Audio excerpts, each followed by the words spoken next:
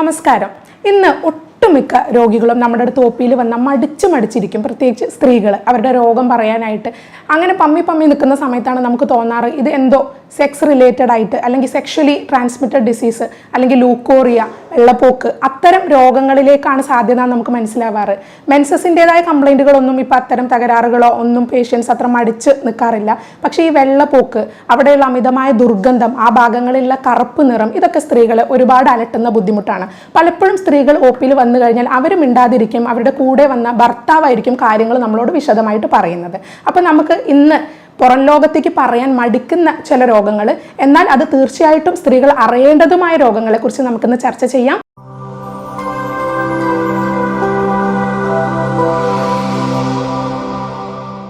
ഞാൻ ഡോക്ടർ ജോബിതാപ്ഷൻ, doctor Basil സോമിയോ ഹോസ്പിറ്റൽ, പാണ്ടിക്കാട്, മലപ്പുറം ജില്ല.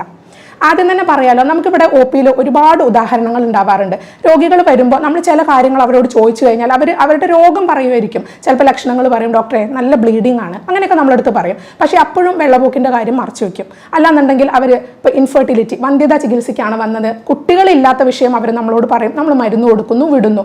ഇതൊരു ചരിത്രമായിട്ട് അങ്ങനെ തുടർന്നുകൊണ്ടിരിക്കും. പക്ഷേ 3, 4, 5 മാസം കഴിഞ്ഞിട്ടായിരിക്കും നമ്മൾ ചോദിക്കുന്നത് നിങ്ങളുടെ സെക്ഷൽ ലൈഫ് എങ്ങനെയാണ്.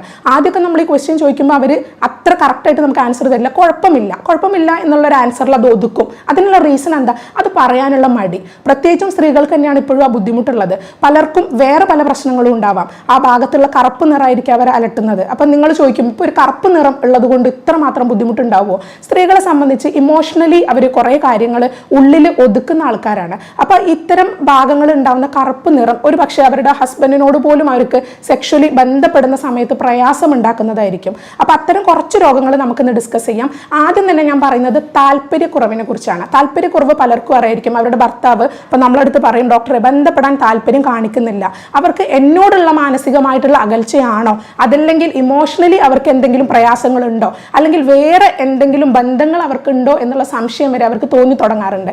അപ്പം നിങ്ങൾ ഭർത്താക്കന്മാർ ശ്രദ്ധിക്കേണ്ട എന്താ വെച്ചാൽ, എപ്പോഴും ഇത് മറ്റൊരു ബന്ധത്തിലേക്ക് ഭാര്യ പോയി എന്നുള്ളതിൻ്റെ തെളിവൊന്നുമല്ല.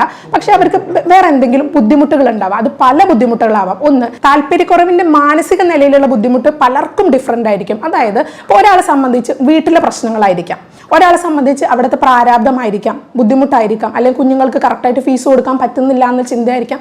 മാനസികമായിട്ട് അവർ അതിലേക്ക് കൂടുതൽ സ്ട്രെസ്സും ശ്രദ്ധയും കൊടുക്കുമ്പോൾ അവർക്ക് ദാമ്പത്യ കാര്യങ്ങളിലേക്ക് അത്ര ശ്രദ്ധ കൊടുക്കാൻ പറ്റില്ല. അല്ലെങ്കിൽ ഇൻലോസ്, നമ്മുടെ വീട്ടിലുള്ള താമസിക്കുന്ന മറ്റാൾക്കാരുടെ ബുദ്ധിമുട്ടായിരിക്കാം. ഇപ്പം അമ്മായിയമ്മ, അമ്മായിയച്ഛൻ, അങ്ങനെയുള്ളവരുടെ പ്രയാസങ്ങളായിരിക്കാം, നാത്തൂൻ പോരായിരിക്കാം. ഇതെല്ലാം ഇതിന് ഘടകങ്ങളാണ്. നമ്മളെപ്പോഴും നമ്മുടെ മൈൻഡ് ഹാപ്പി ആയിരുന്നെങ്കിൽ മാത്രമേ നമുക്ക് നല്ലൊരു സെക്ഷൽ ലൈഫ് ഉണ്ടാവുള്ളൂ. അല്ലാന്നുണ്ടെങ്കിൽ നമ്മളതിന് താല്പര്യം കാണിക്കില്ല. പൊതുവെ ഇനിയിപ്പോൾ അത് സപ്പോർട്ട് ചെയ്യാത്തൊരു ഹസ്ബൻഡും കൂടെയാണ്, ഭാര്യയെ മനസ്സിലാക്കാത്ത ഹസ്ബൻഡാണ്, ഭാര്യയൊപ്പം സമയം ചെലവഴിക്കാത്ത ആളാണെന്നുണ്ടെങ്കിൽ പോലും അവർക്ക് സെക്ഷലി താല്പര്യം വളരെ കുറവായിരിക്കും. ഇപ്പം നമ്മൾ പറയുകയാണ്, രാവിലെ വരുന്നു, ഹസ്ബൻഡ് രാവിലെ ഡ്യൂട്ടിക്ക് പോകുന്നു, ഡ്യൂട്ടി പോയി കഴിഞ്ഞിട്ട് ഈവനിങ് വന്ന് ചായ എവിടെയാണെന്ന് ചോദിക്കുന്നു, വേറെ ഒരു കാര്യങ്ങളുമില്ല, രാത്രി ഡിന്നർ എവിടെയാണെന്ന് ചോദിക്കുന്നു, ഹസ്ബൻഡ് പുറത്തേക്ക് പോകുന്നു, ഫ്രണ്ട്സിൻ്റെ കൂടെ കറങ്ങുന്നു. ആ സമയമൊക്കെ ഭാര്യ വീട്ടിലെ ജോലികൾ ചെയ്തിരിക്കുകയായിരിക്കും. ഇതൊക്കെ കഴിഞ്ഞ് രാത്രിയായിരിക്കും ആ ലേഡി ഒന്ന് ഫ്രീ ആയിട്ടിരിക്കുന്നത്. ആ ടൈമിൽ സെക്ഷൽ ഇൻ്റർകോഴ്സിൽ ഏർപ്പെടാൻ ഭാര്യയെ വിളിച്ചു കഴിഞ്ഞാൽ ഭാര്യയ്ക്ക് താല്പര്യം ഉണ്ടാവില്ല. കാരണം എന്താ വെച്ചാൽ അവർ ഓൾ ഡേ ബിസി ആയിരുന്നു, അവർക്ക് ആകെ കിട്ടുന്ന ഒരു റെസ്റ്റാണ്. ഇനി നിങ്ങൾ ഭാര്യയുമായിട്ട് ബന്ധപ്പെടാൻ താല്പര്യപ്പെടുന്നുണ്ടോയെന്നുണ്ടെങ്കിൽ തീർച്ചയായിട്ടും അവർക്ക് ഇമോഷണലി ഒരു സപ്പോർട്ട് വേണം. അല്ലെങ്കിൽ ആ ഒരു സമയത്തല്ലാത്ത സമയങ്ങളിലും നിങ്ങളുടെ സാമീപ്യം അവർക്ക് ആവശ്യമാണ്. അപ്പോൾ ഇമോഷണലി ഇപ്പം ഞാൻ പറയുകയാണെങ്കിൽ മാനസിക നിലയിൽ നമുക്ക് ഇത്തരം പല കാര്യങ്ങൾ ഓരോ വ്യക്തിയും ഡിഫറെൻ്റ് ആയിട്ട് ബാധിക്കാം. അപ്പോൾ ഇതാണ് മാനസിക നിലയിലുള്ള ഞാൻ പറഞ്ഞ പ്രശ്നങ്ങളിൽ പെടുന്നത്. ഇനി ഇതേ ബുദ്ധിമുട്ട് നമുക്ക് ഈ താല്പര്യക്കുറവ് ശാരീരികപരമായിട്ടുള്ള ബുദ്ധിമുട്ടുകൾ കൊണ്ടായിരിക്കാം. അതായത് ഇപ്പം ഭാര്യയ്ക്ക് വേറെ എന്തെങ്കിലും രോഗങ്ങൾ ഉണ്ടാവാം. ഇപ്പോൾ ഈ താല്പര്യക്കുറവ് നമുക്ക് മാനസിക നിലയെ ബാധിക്കുന്ന സമയത്ത് തന്നെ ഉണ്ടാവുന്നതാണ് ഡ്രൈനസ് എന്ന് പറയുന്നത്. അപ്പോൾ ഡ്രൈനസ് ഉണ്ടായിക്കഴിഞ്ഞാൽ നമുക്കറിയാലോ, ആ ഭാഗത്ത് ലൂബ്രിക്കേഷൻ ഇല്ല എന്നുണ്ടെങ്കിൽ ബന്ധപ്പെടുന്ന സമയത്ത് അതികഠിനമായ വേദനയുണ്ടാവും. അപ്പോൾ ഈ വേദന ഉണ്ടാകുന്ന സമയത്ത് സ്വാഭാവികമായിട്ടും അവർ പിന്നീട് ബന്ധപ്പെടാനായിട്ട് താല്പര്യപ്പെടില്ല. അപ്പോൾ ഇത് മറ്റൊരു കാരണം, ഇതൊരു ഫിസിക്കൽ റീസൺ ആണ്. പക്ഷേ നമുക്ക് ലൂബ്രിക്കൻ്റ് ഉപയോഗിച്ചാൽ മാറാം. അല്ലാന്നുണ്ടെങ്കിൽ നമ്മൾക്ക് കുറച്ചും കൂടെ ഇമോഷണലി ഇവർ തമ്മിൽ ഒരു ബോണ്ട് ഉണ്ടായിക്കഴിഞ്ഞാൽ അത് മാറാം. ഇപ്പം ന്യൂലി കല്യാണം കഴിച്ച കപ്പിളൊക്കെ ആണെന്നുണ്ടെങ്കിൽ തുടക്ക മാസങ്ങളിൽ നല്ല പെയിൻഫുൾ ആയിരിക്കും ഇൻ്റർകോഴ്സ്. പക്ഷെ അത് സ്വാഭാവികമായിട്ടും അവരുടെ ഒരു റിലേഷൻഷിപ്പ് ഇങ്ങനെ ഇമ്പ്രൂവ് ആവുന്നതിനനുസരിച്ച് അതിന് മാറ്റങ്ങൾ ഉണ്ടായി തുടങ്ങും. പിന്നീട് അവർ തമ്മിലുള്ള ഇമോഷണൽ ബോണ്ട് കൂടുന്നു. പിന്നീട് അവരുടെ ചോയ്സസ് അല്ലെങ്കിൽ താല്പര്യങ്ങൾ എക്സ്പ്രസ് ചെയ്യാൻ തുടങ്ങുന്നു. എനിക്ക് എനിക്കിത് ബുദ്ധിമുട്ടുണ്ട് എന്ന് ഭർത്താവിനോട് തുറന്നു പറയുന്നു, അല്ലെങ്കിൽ ഭർത്താവ് നിനക്ക് ഇങ്ങനെ ചെയ്യുന്നത് ഇഷ്ടമാണോ എന്ന് ചോദിക്കുന്നു, അവർ തമ്മിലുള്ള ആ ഒരു കമ്മ്യൂണിക്കേഷൻ വരുന്ന സമയത്ത് ഒന്നും കൂടെ സെക്ഷൽ ലൈഫ് വളരെ ഹാപ്പി ആയിട്ട് മുന്നോട്ട് പോകും. അപ്പോൾ ഇന്ന് ഏറ്റവും കൂടുതൽ നമ്മൾ കണ്ടുവരുന്ന ഒരു പ്രശ്നം ഈ താല്പര്യക്കുറവ് തന്നെയാണ്. വന്ധ്യതയുടെ സമയത്ത് ഞാൻ പറഞ്ഞല്ലോ, ആൾക്കാർ വരുന്ന സമയത്ത് ഭയങ്കര പ്രയാസപ്പെട്ട് ഈ ബന്ധപ്പെടാൻ താല്പര്യമില്ല. ഇപ്പം നമ്മൾ ഓവുലേഷൻ ഡേ ഒക്കെ കൃത്യമായിട്ട് കൊടുക്കുന്നുണ്ട്, ഇന്ന ദിവസം മുതൽ ഇന്ന ദിവസം വരെ നിങ്ങളുടെ കറക്റ്റ് ഡേറ്റ് ഓവുലേഷൻ പീരീഡ് ആണ്, ഈ ടൈമിൽ നിങ്ങൾ ബന്ധപ്പെട്ട് കഴിഞ്ഞാൽ നിങ്ങൾക്ക് കൺസീവ് ആവാനുള്ള ചാൻസ് ഉണ്ട്. ആ പീരീഡിൽ കഴിക്കേണ്ട മരുന്നുകളടക്കം നമ്മൾ കൊടുത്തു കഴിഞ്ഞാൽ പോലും അവർ ഒരു മാസം കഴിഞ്ഞ് കൺസീവ് ആവാതെ വരുമ്പോൾ അതിൻ്റെ പിന്നിൽ വലിയൊരു റീസൺ ഈ താല്പര്യക്കുറവ് തന്നെയാണ്. ബന്ധപ്പെടാൻ കഴിയുന്നില്ല, ആ ഭാഗത്തുണ്ടാവുന്ന ഡ്രൈനെസ് വളരെയധികം ബുദ്ധിമുട്ടിക്കുന്നുണ്ട്. അപ്പോൾ അത് ഒരു സെക്കൻഡ് ടൈം ബന്ധപ്പെടാൻ താല്പര്യപ്പെടുന്നില്ല. താല്പര്യക്കുറവിനൊക്കെ നമുക്ക് വളരെ നല്ല മെഡിസിൻസ് അവൈലബിൾ ആണ്. അപ്പോൾ താല്പര്യക്കുറവിന് നമ്മൾ മെഡിസിൻസ് കഴിച്ചാൽ മാത്രം മതിയാവില്ല, ഇതിൻ്റെ പിന്നിലുള്ള ഒരു ഫാക്ടർ നിങ്ങൾ കണ്ടെത്തണം. അത് എന്ത് ഫാക്ടറാണ് രണ്ട് പേരെയും അകറ്റി നിർത്തുന്നതെന്ന് കണ്ടുപിടിച്ച് അതിന് കൃത്യമായിട്ടുള്ള സൊല്യൂഷൻ കൊടുത്തു കഴിഞ്ഞാൽ ലൂബ്രിക്കേഷൻ ഉണ്ടാവും, ഡ്രൈനെസ് കുറയും, താല്പര്യമുണ്ടാവും, എല്ലാം സുഗമമായിട്ട് തന്നെ നടക്കും. അതുപോലെ ഹിസ്റ്റക്ടമി കഴിഞ്ഞ സ്ത്രീകൾ കോൺടാക്ട് ചെയ്യാറുണ്ട്. അതായത് യൂട്രസ് എടുത്ത് കളഞ്ഞ സ്ത്രീകൾ, ഡോക്ടർ യൂട്രസ് എടുത്ത് കളഞ്ഞു, താല്പര്യക്കുറവ് ഉണ്ടാവുമെന്നും ചോദിക്കാറുണ്ട്. യൂട്രസും ഓവറിയും ഒരുപോലെ എടുത്ത് കളഞ്ഞു, അതായത് രണ്ട് അണ്ടാശയങ്ങളും എടുത്ത് കളഞ്ഞു കഴിഞ്ഞാൽ തീർച്ചയായിട്ടും ഈസ്ട്രജൻ ഹോർമോൺ കുറയും, അതോടൊപ്പം താല്പര്യക്കുറവ് ഉണ്ടാവാൻ സാധ്യത ഏറെയാണ്. പക്ഷെ അപ്പോഴും നമുക്ക് ഹോർമോണൽ സപ്ലിമെൻ്റ് അല്ലാത്ത രീതിയിലുള്ള മെഡിസിൻസ് തന്നെ അവൈലബിൾ ആണ്. ആ മെഡിസിൻസ് കഴിക്കുകയാണെന്നുണ്ടെങ്കിൽ നിങ്ങൾക്ക് ഒരു പരിധി വരെയൊക്കെ നിങ്ങളുടെ താല്പര്യം ഇമ്പ്രൂവ് ചെയ്ത് കൊണ്ടുവരാൻ പറ്റും. അപ്പോൾ ഇങ്ങനെയാണ് താല്പര്യക്കുറവിനെ കുറിച്ച് പറയാനുള്ളത്. മറ്റൊരു വിഷയം എന്ന് പറയുന്നത് വെള്ളപ്പോക്കാണ്. വെള്ളപ്പോക്ക് മറ്റൊരു ഇമ്പോർട്ടൻ്റ് ആയിട്ടുള്ള ഘടകമാണ്. നമ്മൾ എത്ര മെഡിസിൻസ് കൊടുത്താലും ഇത് ചില സമയത്ത് ബാക്ടീരിയൽ ഇൻഫെക്ഷനൊക്കെ ആണെന്നുണ്ടെങ്കിൽ നമ്മൾ രണ്ടുപേരെയും ട്രീറ്റ് ചെയ്യേണ്ടതായിട്ട് വരും, അതായത് ഭാര്യയും ഭർത്താവിനെയും. അത് പലപ്പോഴും മനസ്സിലാക്കാതെ ഒരാൾ മാത്രം ട്രീറ്റ്മെൻറ്റ് എടുത്തുകൊണ്ട് മുന്നോട്ട് പോകുമ്പോൾ പല ഇഷ്യൂസും വരും, വീണ്ടും ആ രോഗം വരും. അവർ പറയും 3 മാസം മരുന്ന് കഴിച്ചു, അവർ പറഞ്ഞ കോഴ്സ് നമ്മൾ കംപ്ലീറ്റ് ചെയ്തു, ബട്ട് എഗെയിൻ ഈ അസുഖം വീണ്ടും തിരിച്ചു വരുന്നു എന്നുള്ളൊരു രീതിയിൽ പറയും. അപ്പോൾ ഈ ബാക്ടീരിയൽ ഇൻഫെക്ഷനൊക്കെ ആകുമ്പോൾ മഞ്ഞ നിറത്തിലായിരിക്കും നമുക്ക് ഈ വൈറ്റ് ഡിസ്ചാർജ് ഉണ്ടാവുന്നത്. ഈ മഞ്ഞ നിറത്തിൽ ലൂക്കോറിയ അഥവാ ഡിസ്ചാർജ് പോകുമ്പോൾ അത് ബാക്ടീരിയൽ ഇൻഫെക്ഷൻ ആണെന്ന് മനസ്സിലാക്കണം. ഒപ്പം അവിടെ ചൊറിച്ചിലുണ്ടാവും, ഒരു തരം ഫിഷി സ്മെൽ, ഒരു മീൻനാറ്റം പോലുള്ള മണം ഉണ്ടാവും. അപ്പോൾ ഇങ്ങനെ ഒരു സ്മെൽ ഉണ്ടാകുന്ന സമയത്ത് നമുക്ക് സെക്ഷൽ ഇൻ്റർകോഴ്സിൽ ഏർപ്പെടാൻ വളരെയധികം പ്രയാസമായിരിക്കും. കാരണം ഹൈജീനിക് ഫാക്ടേഴ്സ് എപ്പോഴും ഇതിനെ എഫക്റ്റ് ചെയ്യുന്ന ഒന്നാണ്. സെക്ഷൽ ഇൻ്റർകോഴ്സിൽ നിങ്ങൾ ഏർപ്പെടാൻ തുടങ്ങുന്നതിന് മുന്നേ തന്നെ ഭാര്യയും ഭർത്താവും ചെയ്യേണ്ട കുറച്ച് ബേസിക് പ്രിപ്പറേഷൻസ് ഉണ്ട്. അത് എല്ലാവരും ചെയ്യണമെന്നില്ല. നിങ്ങളുടെ ബോണ്ട് കൂടുന്നതിനനുസരിച്ച് ചിലപ്പോൾ നിങ്ങൾക്ക് അതിൽ മാറ്റങ്ങൾ വന്നേക്കാം. ബട്ട് യെറ്റ് എല്ലാവരും പ്രിഫർ ചെയ്യുന്നത് ഒരു ഹൈജീനിക് സെക്ഷൽ ഇൻ്റർകോഴ്സ് തന്നെയാണ്. അതിൽ നിങ്ങൾ പ്രിഫർ ചെയ്യേണ്ടത് രണ്ടുപേരും പല്ല് തേച്ചെന്ന് ഉറപ്പ് വരുത്തണം. കാരണം ഇതൊക്കെ വളരെ ഇമ്പോർട്ടൻ്റ് ആയ കാര്യങ്ങളാണ്. കാരണം ഇത് നിങ്ങളുടെ മൂഡിനെ തന്നെ ചേഞ്ച് ചെയ്തേക്കാം. നിങ്ങൾ വൃത്തിയില്ലാതെയാണ് നിങ്ങളുടെ ഭർത്താവിൻ്റെ റൂമിലേക്ക് കയറി ചെല്ലുന്നത്, അല്ലെങ്കിൽ ഹസ്ബൻഡ് ഇതുപോലെ വൃത്തിയില്ലാതെ കുളിക്കാതെ പല്ല് തേക്കാതെ ഇത്തരം രീതിയിലൊക്കെ ആണെന്നുണ്ടെങ്കിൽ സ്വാഭാവികമായിട്ടും മറ്റ് പങ്കാളിക്ക് അത് ഡിസ്റ്റർബൻസ് തന്നെ ആയിരിക്കും.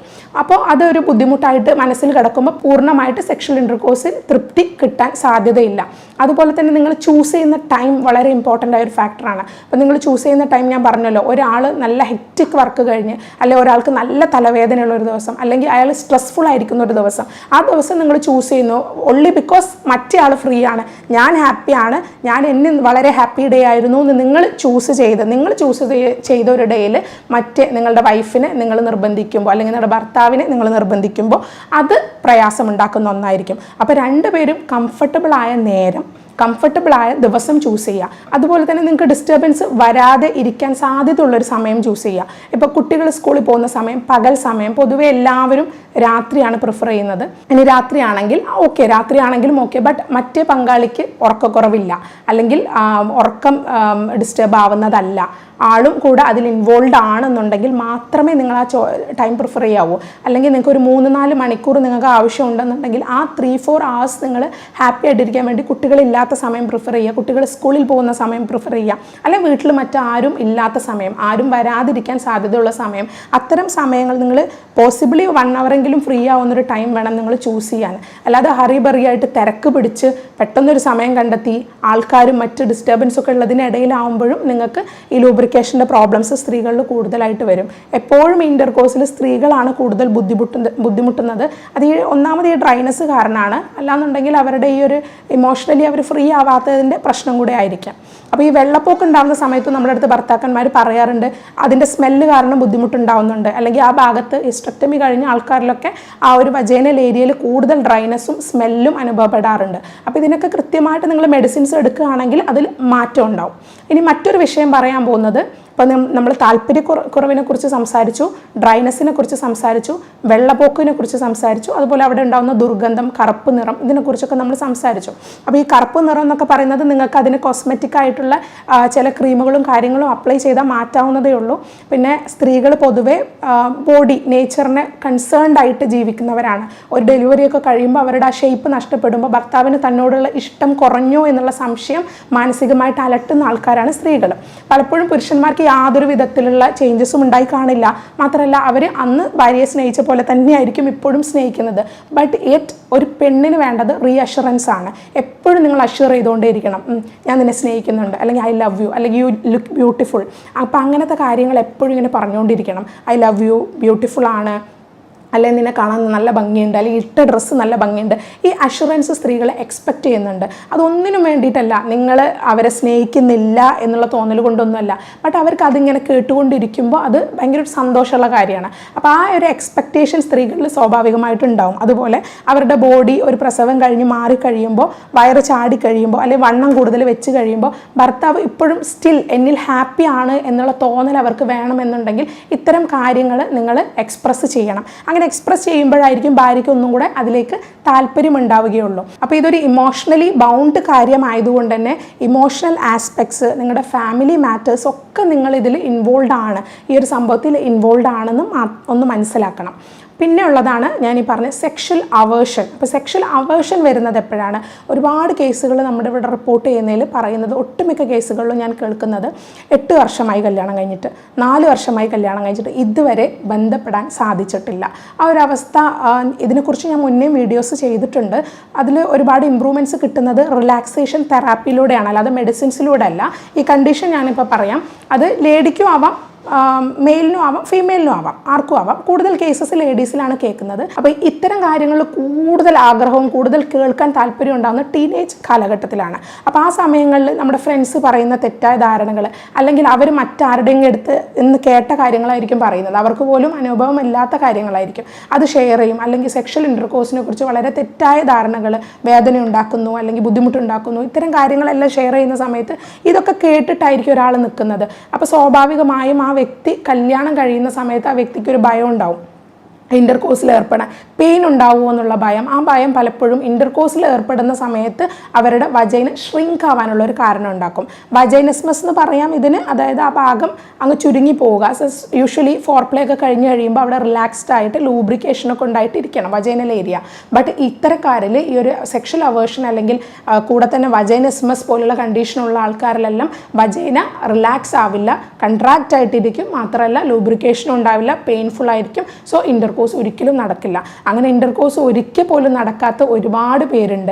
ഇത്തരക്കാരിൽ നമ്മൾ ഫോഴ്സ്ഫുള്ളി ഇൻസേർട്ട് ചെയ്ത് കഴിഞ്ഞാൽ ബ്ലീഡിങ് ഉണ്ടാവാം, മുറിവുണ്ടാവും. അത് വീണ്ടും ഒരു ഭയം, അവരുടെ ഭയം കൂട്ടാനേ സാധ്യതയുള്ളൂ. മാത്രമല്ല പിന്നീട് അവർ ഇൻ്റർകോഴ്സിൽ ഏർപ്പെടാൻ സമ്മതിക്കുകയില്ല. അപ്പം അങ്ങനത്തെ ഒരു സാഹചര്യം ഒരുപാട് കാണാറുണ്ട്. അപ്പോൾ ഇതിനൊക്കെ നമ്മൾ ചെയ്യുന്നത്, ഈ ഒരു സെക്ഷൽ അവേർഷൻ്റെ കേസിലെല്ലാം അവർക്ക് മസിൽസ് ടൈറ്റ് ആവുക ചെയ്യുക. ആ ടൈം ആകുമ്പോൾ പേടി കാരണം മസിൽസ് ടൈറ്റ് ആയിക്കൊണ്ടിരിക്കും.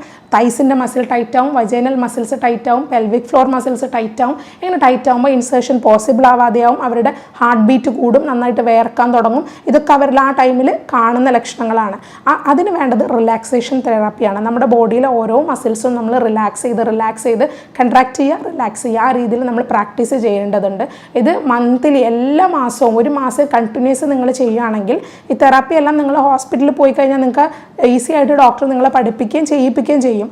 അപ്പോൾ ഇത് നിങ്ങൾ ചെയ്തു കഴിഞ്ഞാൽ നിങ്ങൾക്ക് തീർച്ചയായിട്ടും റിലാക്സേഷൻ ടെക്നിക്സ് പഠിക്കുമ്പോൾ ബോഡി ലൂസാക്കാനും ആ പേടി മാറാനും ഒരുപാട് ഹെൽപ്പ് ചെയ്യും. പിന്നെ പറയാനുള്ളത്, ഈ സെക്ഷൽ അവേർഷൻ്റെ കേസിൽ നമുക്ക് റിലാക്സേഷൻ തെറാപ്പിയിൽ ക്ലിയർ ആവും.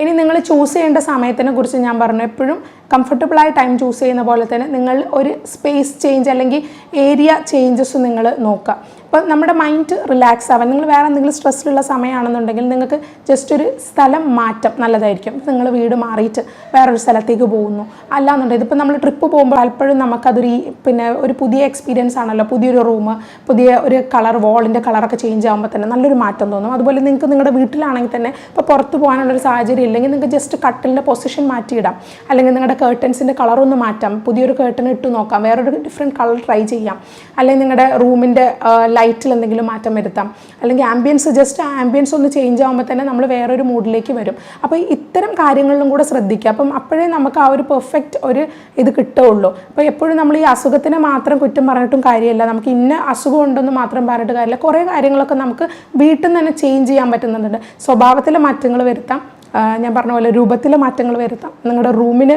ഒരു ജസ്റ്റ് ഒരു ഡിഫറെൻറ്റ് ആംബിയൻസ് കൊടുക്കാം. ഇങ്ങനെയൊക്കെയാണ് നമ്മളത് ചേഞ്ച് വരുത്തേണ്ടത്. ഇപ്പം നിങ്ങൾക്ക് ഇതൊക്കെ കേൾക്കുമ്പോൾ എന്നാൽ തോന്നുന്നത് നമുക്കൊക്കെ ഇതിന് സമയമില്ലല്ലോ, ഇങ്ങനെയൊക്കെ ചെയ്തിരിക്കാൻ ആർക്കാണ് ഡോക്ടറെ സമയം എന്ന് നിങ്ങൾക്ക് പലപ്പോഴും തോന്നും. പക്ഷേ ഇതിലൊരുപാട് കാര്യങ്ങൾ ഇതിൽ ഒളിഞ്ഞു കിടക്കുന്നുണ്ട്. അപ്പോൾ നിങ്ങളിതൊന്ന് ട്രൈ ചെയ്ത് നോക്കുകയാണെങ്കിൽ നിങ്ങൾക്ക് തന്നെ ഡിഫറൻസ് മനസ്സിലാവും. അപ്പോൾ നിങ്ങളുടെ ഫാമിലി റിലേഷൻഷിപ്പ് ഇമ്പ്രൂവ് ആവാൻ തന്നെ ഇത് ഒരുപാട് ഹെൽപ്പ് ചെയ്യും. നിങ്ങൾ തമ്മിൽ കുറച്ച് ടൈം സ്പെൻഡ് ചെയ്താൽ മാത്രം മതി. മറ്റൊരു പ്രധാനപ്പെട്ട വിഷയമാണ് ഫോർ പ്ലേ എന്ന് പറയുന്നത്. ഓരോ സെക്ഷൽ ഇൻ്റർകോഴ്സും എന്ന് പറയുന്നത് ഫോർ പ്ലേയും കൂടെ ഇൻക്ലൂഡഡ് ആയിട്ടുള്ളതാണ്. ഒരു സ്ത്രീയെ സംബന്ധിച്ച് അവർക്ക് ഫുൾ ഓർഗാസം കിട്ടാൻ പലപ്പോഴും പ്രയാസമാണ്. അതിൻ്റെ റീസൺ ടൈമിങ്ങിലുള്ള വരുന്ന വ്യത്യാസമാണ്. അപ്പോൾ അത് കൂടുതലായിട്ടും സ്ത്രീകൾക്ക് പ്ലഷർ കിട്ടണം എന്നുണ്ടെങ്കിൽ എപ്പോഴും ഫോർ പ്ലേ വളരെ ഇമ്പോർട്ടൻ്റ് ആയിട്ടുള്ള സംഗതിയാണ്. അത് ഓരോ സ്ത്രീകൾക്കും ഡിഫറെൻ്റ് ആണ്. ഓരോ സ്ത്രീകൾക്കും ഫോർ പ്ലേ ചെയ്യേണ്ട രീതിയും താല്പര്യവും ഡിഫറെൻ്റ് ആയിരിക്കും. അത് നിങ്ങളെ പങ്കാളിയോട് നിങ്ങൾ ചോദിച്ച് മനസ്സിലാക്കുക തന്നെ വേണം. അവരുടെ താല്പര്യങ്ങൾ അവർ നിങ്ങളോട് തുറന്ന് പറയാനുള്ളൊരു സാഹചര്യം നിങ്ങൾ അവർക്ക് കൊടുക്കണം. അല്ലാതെ നിങ്ങളുമായിട്ട് അവർ കംഫർട്ടബിൾ ആകുമ്പോൾ മാത്രമേ അത് ഓപ്പൺ അപ്പ് ചെയ്ത് അവർ പറയുള്ളൂ. അപ്പോൾ അങ്ങനെയുള്ള സാഹചര്യങ്ങൾ കൊടുക്കുക. ഫോർ പ്ലേ കുറച്ച് കൂടുതൽ സമയം ചെയ്യുകയാണെങ്കിൽ ലൊബ്രിക്കേഷൻ ഉണ്ടാവും, ഡ്രൈനെസ്സിൽ മാറ്റങ്ങളുണ്ടാവും, ഇമോഷണലി അറ്റാച്ച്മെൻറ്റ് വരും. മാത്രമല്ല ഇൻ്റർകോഴ്സ് വളരെ സുഗമമായിട്ട് നടക്കുകയും ചെയ്യും. ഈ വെള്ളപ്പോക്കിൻ്റെ കളർ മഞ്ഞയാവുന്നു, പച്ചയാവുന്നു, ഇതെല്ലാം സെക്ഷലി ട്രാൻസ്മിറ്റഡ് ഡിസീസിന് സാധ്യതയുള്ളതാണ്. അത്തരം കേസുകൾ നിങ്ങൾക്ക് അനുഭവപ്പെടുക, അല്ലെങ്കിൽ മെയിൽസിന് ലിംഗത്തിൻ്റെ ഭാഗത്ത് കുരുക്കൾ വരിക, ചൊറിച്ചിൽ വരിക, ഇത്തരം ബുദ്ധിമുട്ടുകളൊക്കെ കാണപ്പെടുന്നുണ്ടെന്നുണ്ടെങ്കിൽ തീർച്ചയായിട്ടും നിങ്ങളൊരു ഡോക്ടറെ കാണിക്കേണ്ടതും അതിന് വേണ്ട ടെസ്റ്റുകൾ ചെയ്യേണ്ടതുമാണ്. മാത്രമല്ല വേറൊരു കാര്യം പറയാനുള്ളത്, നിങ്ങൾക്ക് ലിംഗത്തിലോ അല്ലെങ്കിൽ യോനി ഭാഗത്തോ മാത്രമല്ല സെക്ഷലി ട്രാൻസ്മിറ്റഡ് ഡിസീസിൻ്റെ ലക്ഷണങ്ങൾ വരുന്ന, അത് ബോഡിയിൽ എവിടെ വേണമെങ്കിലും വരാം. അപ്പോൾ അതും കൂടെ നോട്ട് ചെയ്യുക. ആ ഭാഗങ്ങളിൽ മാത്രമല്ല നിങ്ങൾക്ക് രോഗങ്ങളുടെ ലക്ഷണങ്ങൾ വരിക, മറ്റ് ഭാഗങ്ങളിൽ വരാം, തൊലിപ്പുറത്തൊക്കെ വരാം. അപ്പോൾ ഇതുകൊണ്ട് ഇത്തരം ലക്ഷണങ്ങൾ നിങ്ങളിൽ കാണുകയാണെന്നുണ്ടെങ്കിൽ തീർച്ചയായിട്ടും നിങ്ങൾ ഡോക്ടറെ കാണിച്ച് അതിന് വേണ്ടിയുള്ള ട്രീറ്റ്മെൻറ്റുകൾ ചെയ്യാം. നിങ്ങൾക്ക് ഈ വിഷയത്തിൽ എന്തെങ്കിലും സംശയങ്ങളുണ്ട്, അല്ലെങ്കിൽ നിങ്ങൾ എന്തെങ്കിലും ബുദ്ധിമുട്ട് അനുഭവിക്കുന്ന ആളാണ്, ഈ വിഷയങ്ങളിൽ ബുദ്ധിമുട്ടുണ്ട്, സെക്ഷൽ അവേർഷൻ്റെ പ്രശ്നങ്ങളുണ്ട്, അല്ലെങ്കിൽ ബന്ധപ്പെടാൻ പ്രയാസമുണ്ട്, കുട്ടികളുണ്ടാവാൻ പ്രയാസമുണ്ട്, ഇത്തരം പ്രശ്നങ്ങൾ നിങ്ങൾ അലട്ടുന്നുണ്ട്, ഇതിനെക്കുറിച്ച് നിങ്ങൾക്ക് കൂടുതൽ അറിയണമെന്നുണ്ടെങ്കിൽ നിങ്ങൾക്ക് തീർച്ചയായിട്ടും താഴെ കമൻറ്റ് ബോക്സിൽ രേഖപ്പെടുത്താം, അല്ലെങ്കിൽ താഴെ കൊടുത്തിരിക്കുന്ന വാട്സപ്പ് നമ്പറിൽ ഒന്ന് മെസ്സേജ് ഇടാവുന്നതാണ്. ഞാൻ ഡോക്ടർ ജോബിതാപ്ഷൻ, doctor Basil's homeo hospital, Pandikkad, Malappuram ജില്ല.